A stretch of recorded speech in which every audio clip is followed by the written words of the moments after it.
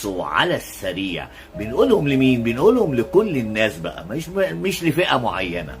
مش كل اللي تتفرج عليه على السوشيال ميديا تصدقه لو سمحت.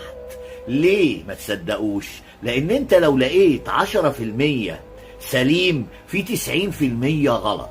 وهنقول حكاية ظريفة كده صغيرة عن الستات اللي بتعمل استريبتيز وبيجيبوهم لك كلهم وكأنهم عرب، وكل واحدة من بلدها بتتكلم. يعني بيجيب لك السعودية وبيجيب لك المغربية والكويتية والإماراتية جميع الدول والجزائر والمغرب، بيجيب لك الستات دي كلها وعلى إنها من البلاد دي ومصرية طبعا.